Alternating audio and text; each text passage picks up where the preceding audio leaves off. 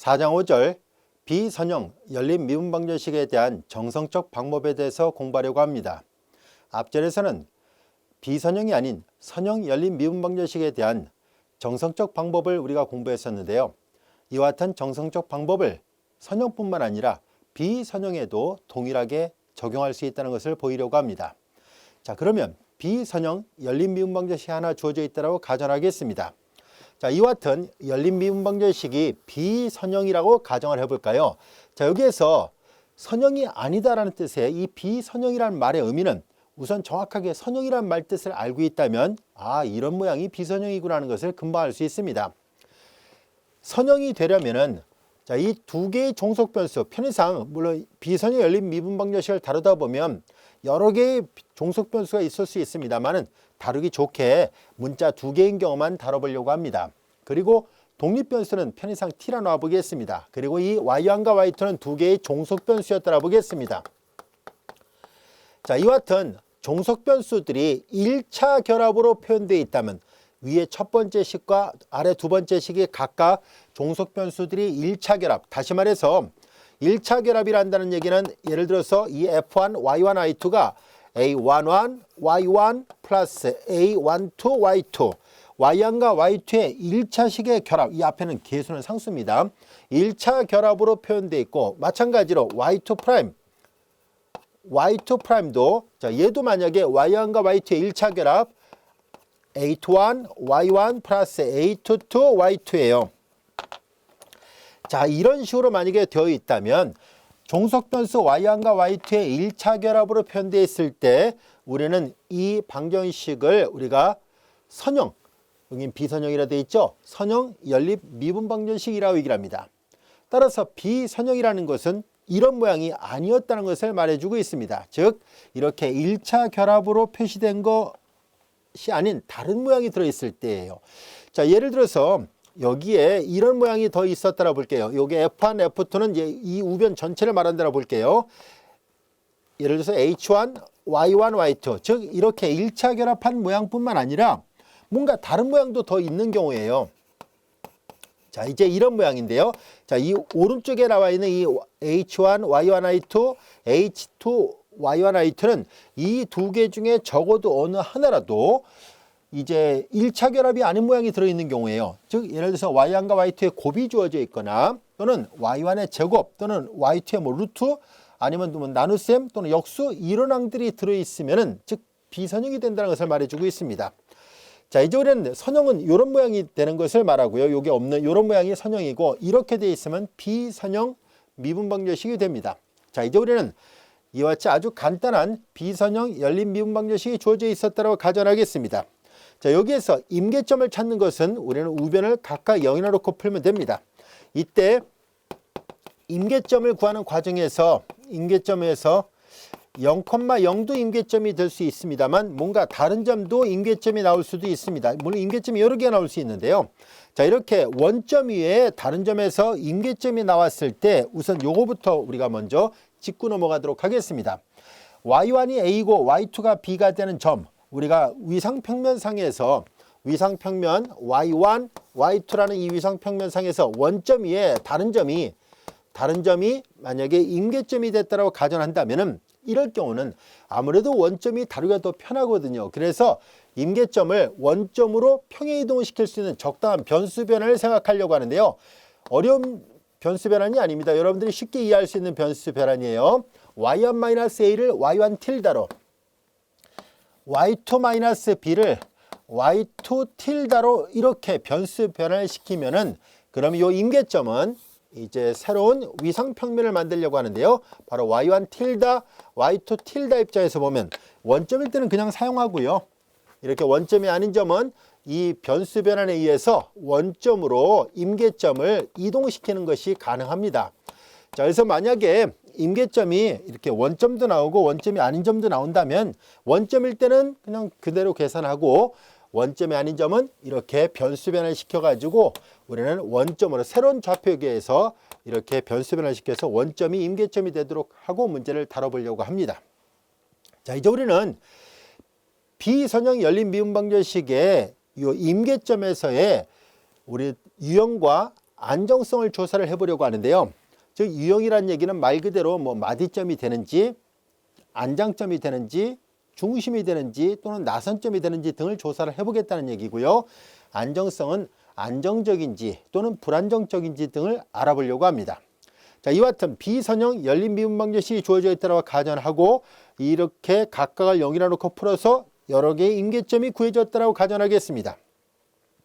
이와 같은 비선형 열린 미분 방정식의 임계점에서의 특징은 우리는 다음 같은 정리를 통해서 살펴보면은 몇 가지 조건을 충족하기만 한다면 이와 같은 비선형 열린 미분 방정식의 임계점의 특징은 이 뒷부분 비선형을 만들게 되는 이런 요소들을 제거시킨 이렇게 아주 간단한 선형 열린 미분 방정식의 임계점에서의 유형과 안정성이 정확하게 일치한다는 것을 보이려고 하는데요.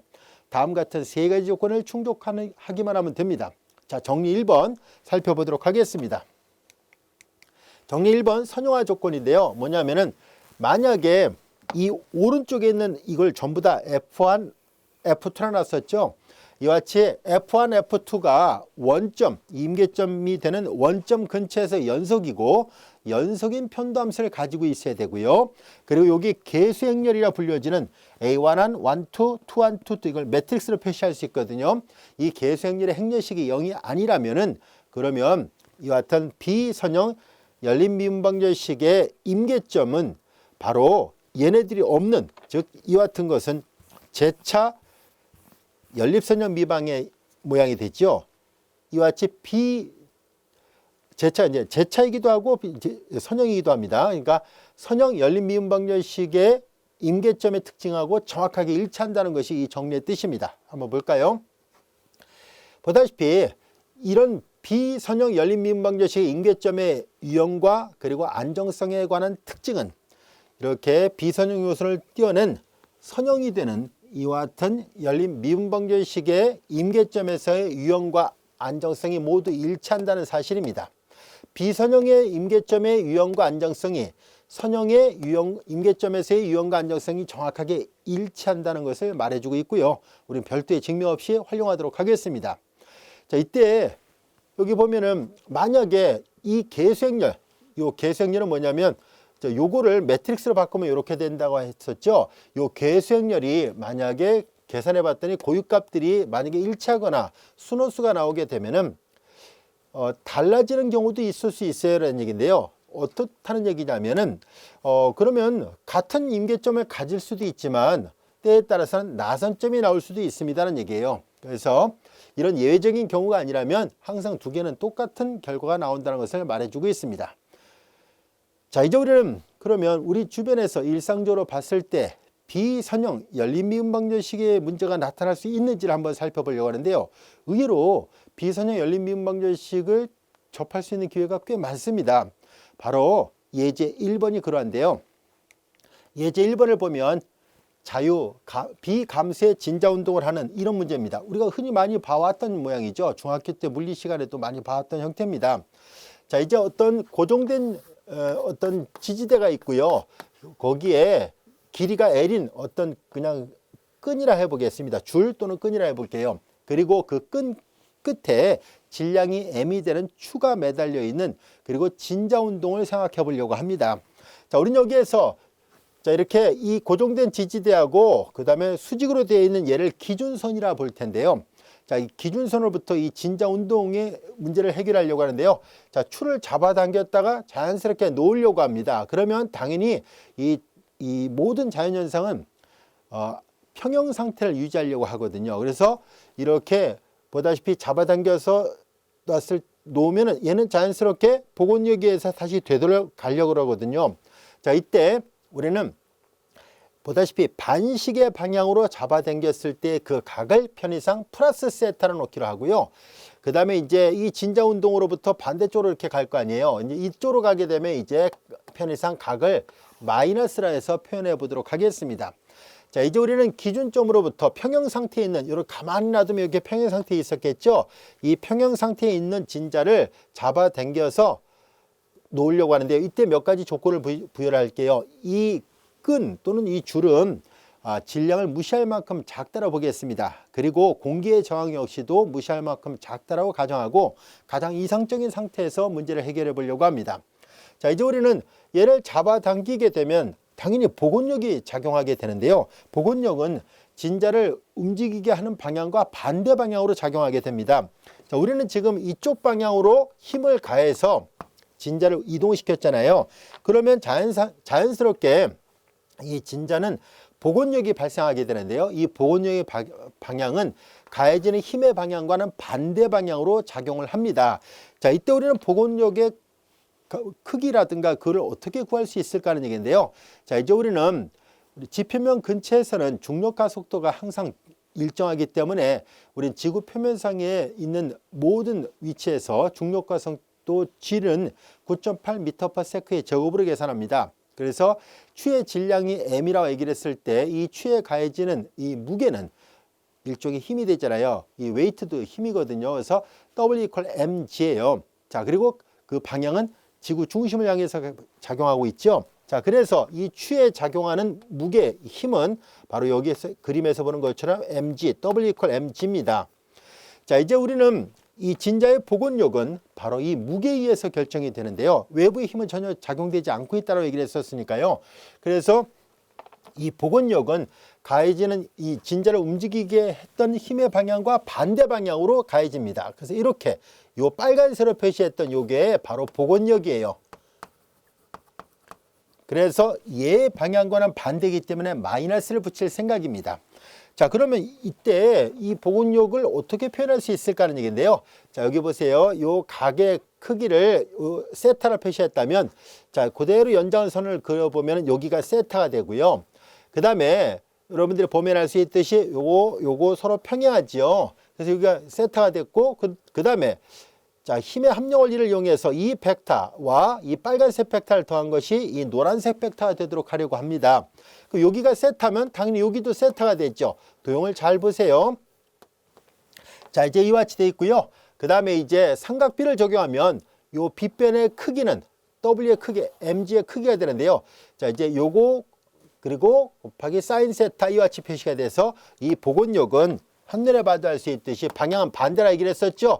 이 가해지는 힘의 방향과 반대 방향으로 복원력이 작용해서 마이너스 mg 그리고 사인 세타라는 것을 알 수 있습니다.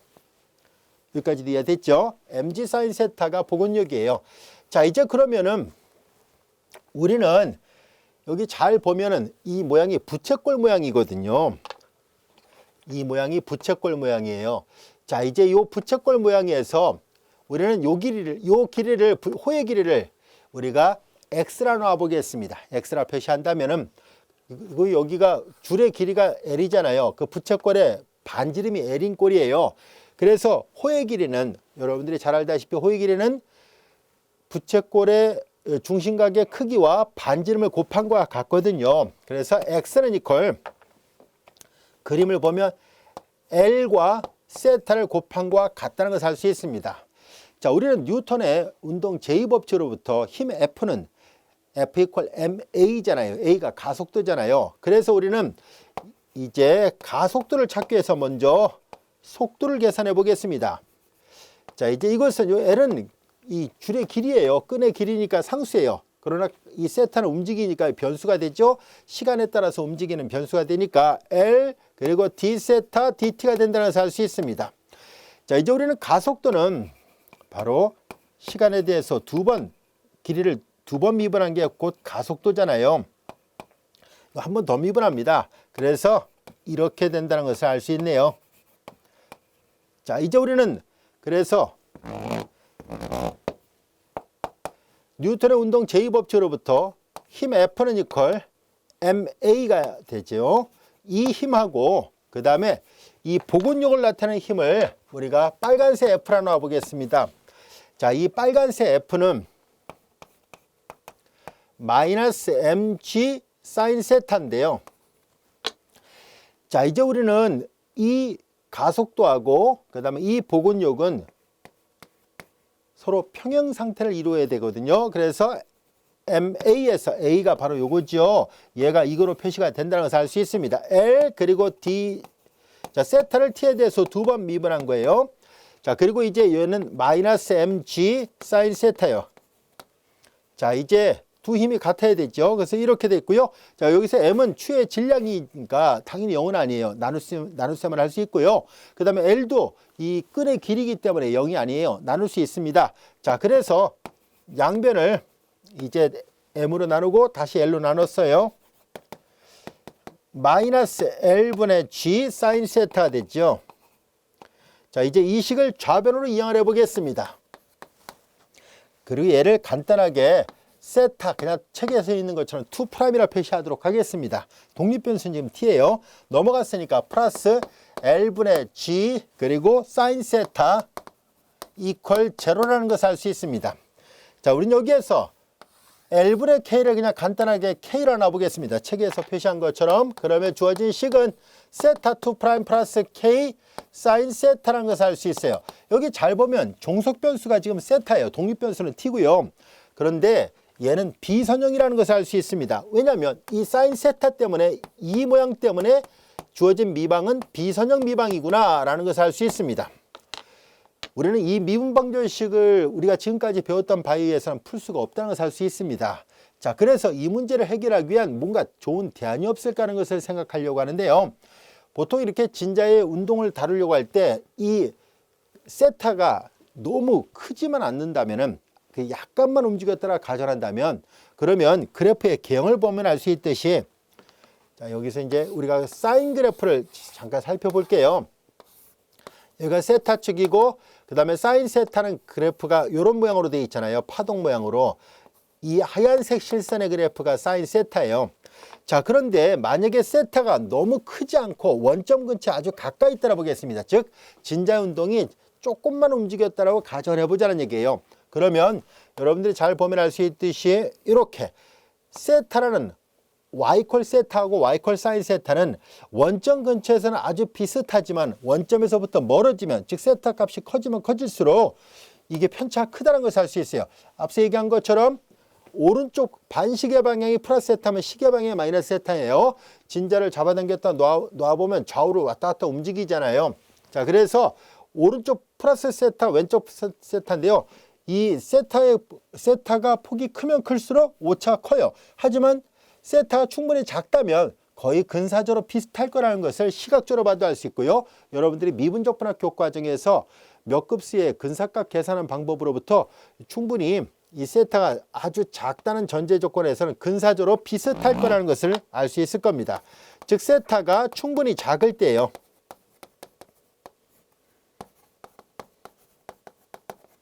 그러면 사인 세타는 근사적으로 세타와 같다는 이 성질을 이용해서 얘를 여기다 대입하는 순간에 그러면 세타 2' 플러스 k 세타 이퀄 제로꼴이 됩니다. 이 모양은 분명히 선형 미방입니다. 이와 같은 선형 미방은 상수계수를 갖는 제2계 그리고 우변 0이니까 제차 선형 미방이거든요. 이런 미분방정식은 우리가 특성방정식을 이용해서 해를 쉽게 구할 수 있다는 것을 잘 알고 있을 겁니다. 그리고 여기서 이 k가 이게 중력가속도 이게 끈의 길이잖아요. 그러니까 둘 다 양수라서 이게 특성방정식을 풀면은 허근이 나옵니다. 따라서 얘는 이렇게 세타 충분히 작다고 한다면은 얘는 허근이 되니까 여러분들이 이미 앞에 용수철 진동 문제를 다룰 때도 사용해 왔었던 것처럼 얘네들은 해가 삼각함수 사인과 코사인 형태로 나타나게 됩니다. 자, 그래서 이렇게 되는 이런 조건이 충족된다면은 용수철 진동 문제랑 거의 다를 바 없다는 것을 알 수 있습니다. 이 진자의 운동 문제가 근사적으로 용수철 진동 문제와 매우 닮아 있구나라는 것을 알 수 있습니다.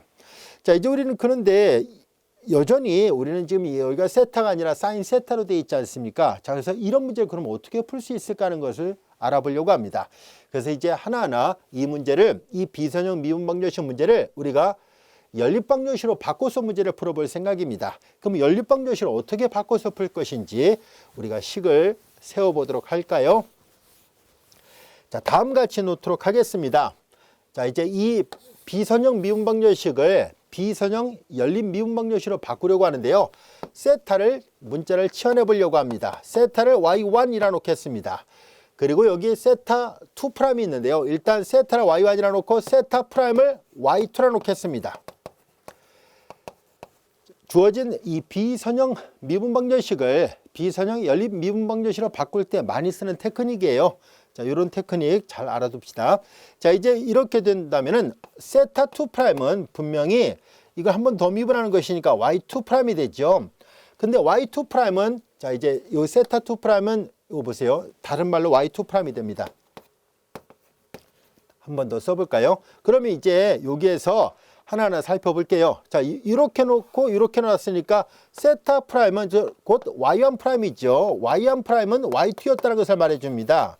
그리고 연립방정식으로 바꿔서 풀 거예요. 세타 2'은 요걸 말하는 거거든요. 세타 2'은 y2'이에요. 그런데 y2' 얘를 넘기면은 마이너스 k sin y1이 됐다는 것을 알 수 있습니다. 세타를 y1으로 놨거든요. 세타를 y1. 자, 이와 같이 됐습니다. 요 말뜻 이해됐죠? 세타가 y1이니까 세타 프라임은 y1'이에요. y1'이 y2란 얘기고요. 그 다음에 세타 2'은 당연히 이걸 양변을 한 번씩 더 미분하니까 y2'인데 세타 2'이 넘기면 마이너스 k 사인 세타인데 세타가 y1이니까 그냥 이걸 쓴 거예요. 자, 이제 이렇게 놓으니까 얘는 비선형, 왜냐면 비선형이잖아요. 여기 사인이 들어있으니까. 그래서 분명히 비선형 연립 미분방정식입니다. 우리는 임계점을 찾아보려고 합니다. 자, 그래서 이제 이거의 임계점을 구해봅니다. 우변을 0이라 놓고 풀어요. 얘도 0, 얘도 0이라 놓고 풀면은 y2가 0이 돼야 되니까 y1, y2를 계산해 본 결과 y2가 일단 0이 나와야 돼요. 얘가 0, 얘도 0이 돼야 되니까요. k는 지금 양수거든요. 그래서 얘는 0이 아니니까 그럼 sin y1이 0이 나와야 돼요. sin y1이 0이 나온다는 얘기는 그럼 sin은 정수별 파에서 0이 되니까 y1이 정수별 파이어야 된다는 것을 알 수 있습니다. 그래서 y1은 정수별 파입니다. n은 정수예요. 자, 이와 같이 0,0도 임계점이 되지만 0,0 이외에도 임계점이 있다는 것을 알게 됐습니다. 자, 이 경우에 우리는 먼저 원점일 때, 임계점이 원점일 때부터 먼저 조사합니다.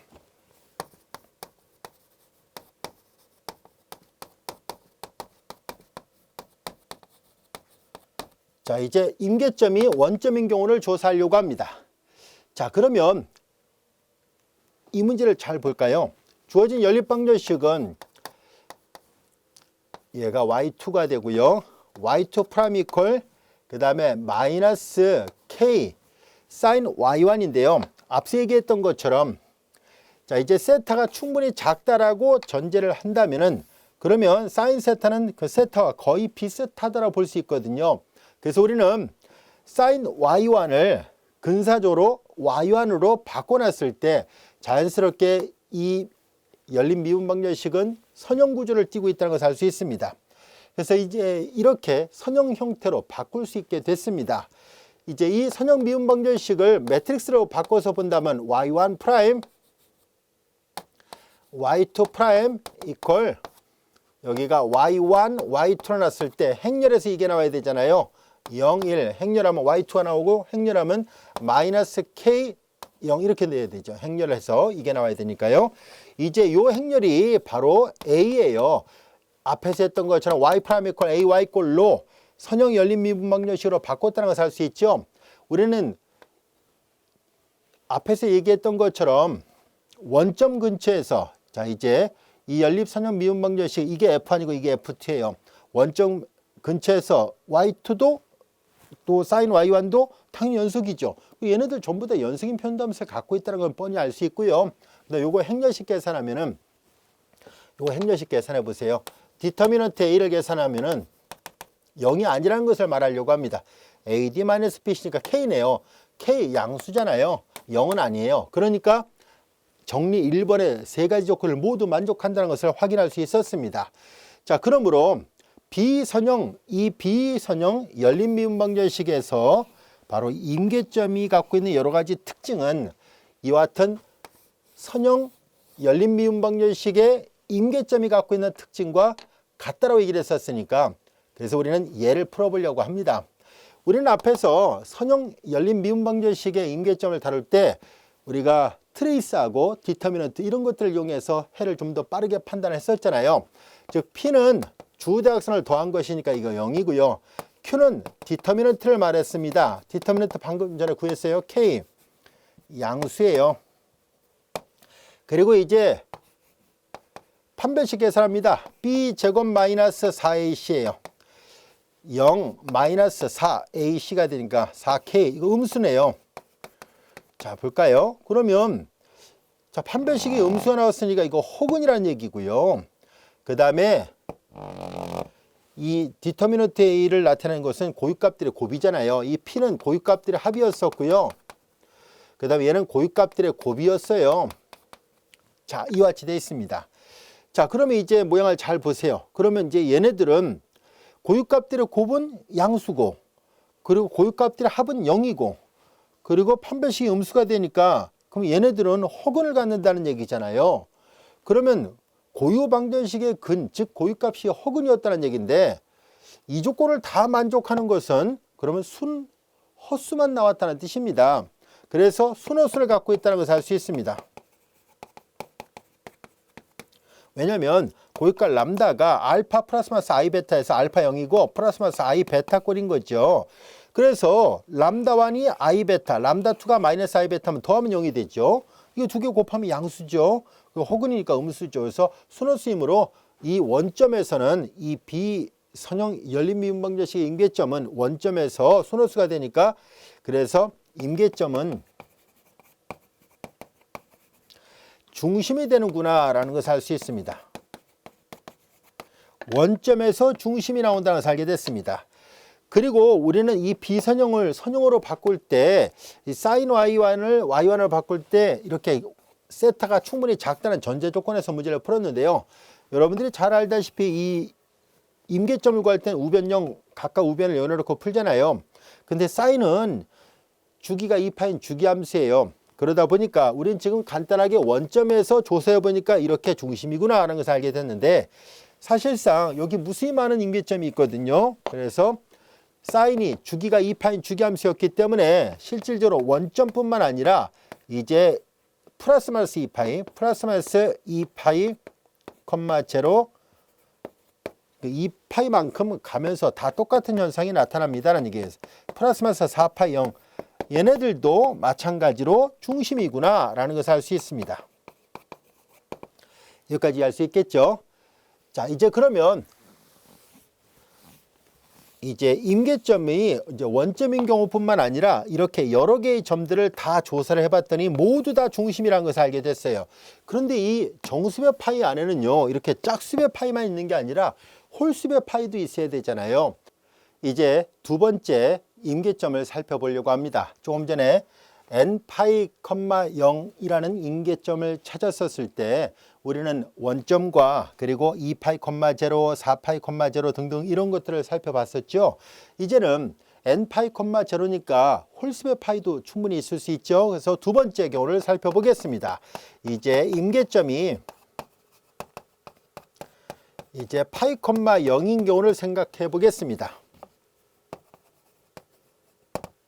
자, 이제 임계점이 파이, 0인 경우 자 그러면 우리가 앞서 설명한 것처럼 조금 전에 설명한 것처럼 우리는 다음과 같이 놓을 수 있다는 것을 알 수 있습니다. 세타 마이너스 파이를 자 y1 틸다 이렇게 놓고요. 자 그리고 이제 세타 마이너스 파이의 도함수예요. 다시 말해서 y1 틸다의 도함수를 우리는 y2 틸다 이렇게 놓으려고 합니다. 자 그런데 계산의 편리성을 고려해서 우리는 여기에서 편의상 이게 틸다 부분을 다 떼어내서 좀 더 간결하게 표시해 보도록 하겠습니다. 즉 그냥 y1을 세타 마이너스 파이라 놓겠습니다. 그리고 y1 프라임을 그냥 간단하게 이제 세타 마이너스 파이 프라임이라 놓도록 하겠습니다. 즉, 이 세타 마이너스 파이 프라임이 이제 y2가 된 거예요. 자, 이렇게 놓기로 하겠습니다. 원래는 이제 틸다를 써서 구별해야 되는데, 우리는 조금 전에 여기다 그렸던 것처럼 y1, y2라는 위상 평면상의 임계점이 원점이 아니었을 때 y1 틸다, y2 틸다라는 새로운 위상 평면으로 평에 이동을 시켰을 때 원점으로 이동시키려고 하잖아요. 그 y1 tilde, y2 tilde를 그냥 y1, y2로 놓겠다라는 뜻입니다. 계산의 편리성을 고려해서요. 자, 이것이라 하겠습니다. 그러면 우리가 조금 전에 계산했던 식이 바로 비선형 미분방정식이 여기 조금 아까 여기다 썼던 거예요. 세타 2 프라임 플러스 k 사인 세타 이렇게 돼 있었죠. 자, 그럼 이 식에서 우리는 이제 이 비선형 미분방정식을 비선형 연립방정식으로 바꾸려고 합니다. 자, 우선 여기 보다시피 주어진 식에서 여기 세타 마이너스 파이가 상수잖아요. 세타 마이너스 파이 프라임은 곧 이거는 세타 프라임과 같습니다. 자, 이제 그러면은 이 주어진 식을 이렇게 다 바꾸려, 여기가 그냥 세타 프라임이 된 거예요. 자, 그러면 여기 보다시피 세타를 y1 플러스 파이로 놓으면 됩니다. 세타를 y1 플러스 파이. 근데 그 세타가 이제 세타가 y1 플러스 파이로 돼 있잖아요. 세타는 y1 플러스 파이와 한번 더 씁시다.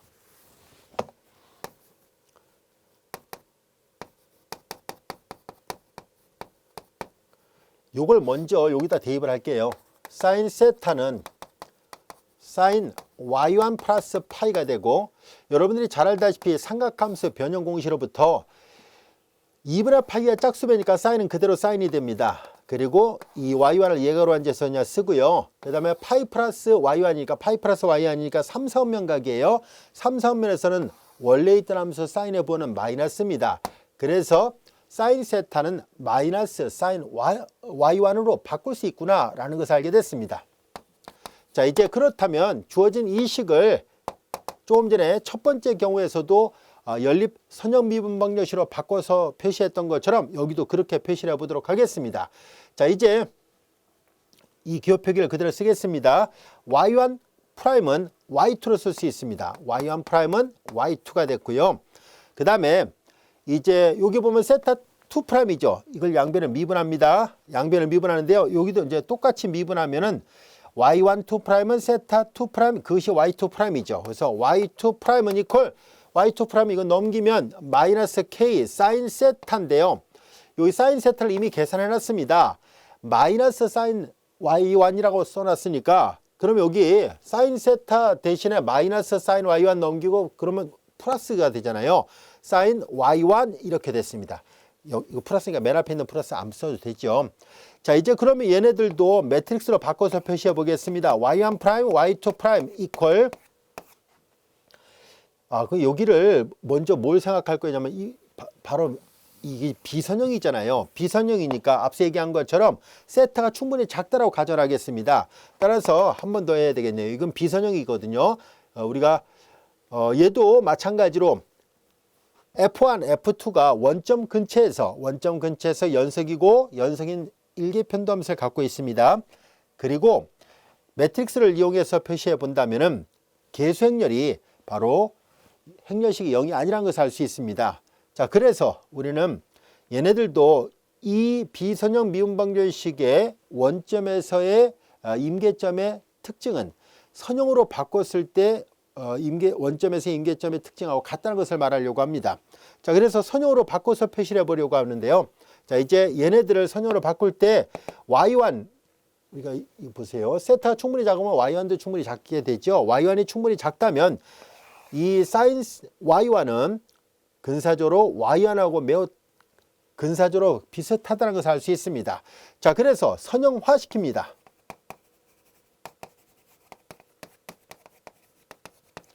자, 이제 y1 프라임, y2 프라임은 얘는 y2가 되고 얘는 ky1이 같이 됐습니다. 얘를 이제 매트릭스로 바꿔서 표시해 보도록 하겠습니다. y1 프라임, y2 프라임은 이퀄 행렬로 바꿔서 표시하니까 y1, y2가 되고요. 여기도 0, 1 행렬 계산에서 이게 나와야 되니까 k0 이와 같이 됐습니다. 앞서 설명한 것처럼 이제 얘를 y라는 벡터라 한다면 이거 행렬함수의 도함수니까 y 프라임이고 얘를 매트릭스 A라 놓는다면은 요 행렬은 A-Bc 0이 아닙니다. 그래서 역시 이렇게 선형화시켜서 얻은 임계점하고 특징이 같다는 것을 이용해서 문제를 풀겠습니다. 여기에서 보면 P를 계산하죠. P는 곧 람다1 더하기 람다2인데 0이라는 것을 알 수 있고요. 그 다음에 Q를 계산합니다. Q는 디터미넌트 A라고 얘기를 했었죠. 이 디터미넌트 A는 고유값들의 곱과 같습니다.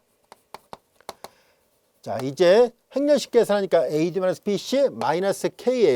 자, 그런데 K가 조금 전에 여기다 표시했던 것처럼 K는 L분의 G예요. 그 끈의 길이하고 그 다음에 이 끈의 길이하고 중력가속도 G예요. 양수죠. 근데 K가 양수인데 마이너스 붙였으니까 이게 음수라는 것을 알 수 있습니다. 그리고 이제 판별식 계산합니다. B제곱 마이너스 4Q를 계산하죠. 자, B의 제곱 0이에요. 마이너스 플러스 4K가 돼서 양수라는 것을 알 수 있습니다. 자, 이제 이렇게 됐네요. 자, 이제 다 조사를 해보니까 고유값들의 곱은 음수예요. 고유값들의 곱이 음수라는 얘기는 고유값 두 개가 부가 서로 반대였다는 것을 말해주고요. 판별식 양수라는 얘기니까 이거는 실근이라는 것을 말해줍니다. 서로 다른 두 실근인데 부가 반대로 나왔잖아요. 이렇게 되면 안장점을 뜻합니다. 자, 따라서 이 임계점은 파이, 0는 분명히 안장점이구나 라는 것을 알 수 있습니다. 안장점은 불안정적인 점이에요. 자, 그래서 안정점이 됐다라는 것을 확인할 수 있었습니다.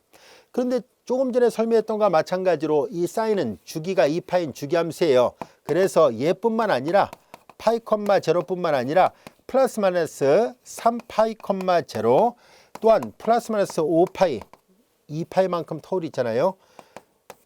얘네들도 모두 안장점이 된다라는 것을 알 수 있습니다.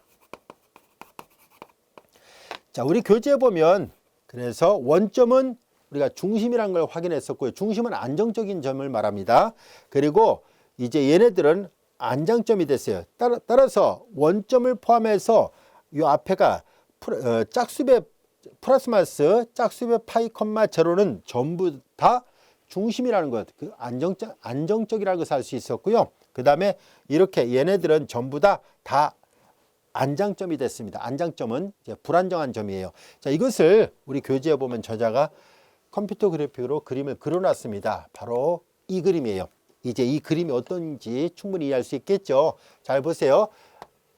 원점 그리고 2파이, 0 그 다음에 4파이, 0 여기 마이너스 2파이, 0 등등 요 노란색으로 표시했던 점들은 전부 다 센터, 중심이에요. 그래서 안정적이다라는 것을 알 수 있고요.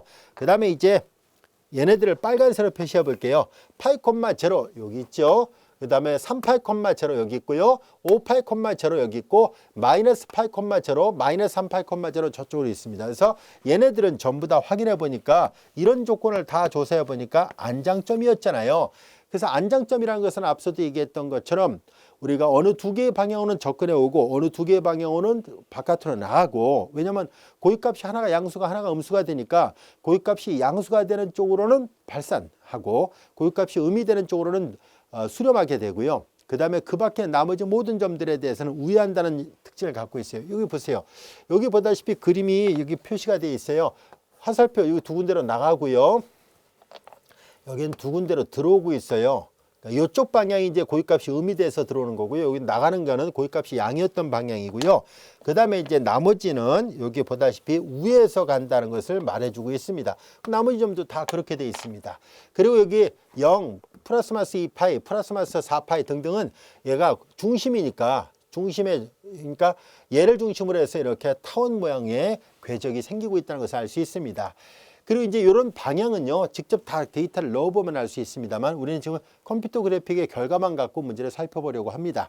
자, 이제 우리는 얘네들이 전부 다 중심, 그리고 이 빨간색 점들이 전부 다 안장점이 됐다는 것 충분히 이해할 수 있겠죠. 자, 우리 예제 1번의 문제를 살펴봤었는데요. 자, 이제 예제 1번과 같은 이렇게 자유 비감쇄 진자잖아요. 즉 우리는 감쇄력이 따로 작용되지 않았던 그냥 자유롭게 움직이는 진자운동을 다뤘더니 이런 문제가 생겼다면 이제 우리는 이 진자운동에 감쇄력을 더 포함시키려고 합니다. 자, 이제 다음 같은 항이 더 들어있는 경우를 생각해 보려고 하는데요. 우리가 조금 전에 다뤘던 것은 세타 2 프라임 플러스 K 사인 세타 이퀄 제로권인데 여기에 우리는 이 세타 프라임에 비례하는 상수를 실어 놓겠습니다. 그래서 C 세타 프라임의 항을 더 집어넣어서 만드는 예제 2번의 문제를 풀어보려고 합니다.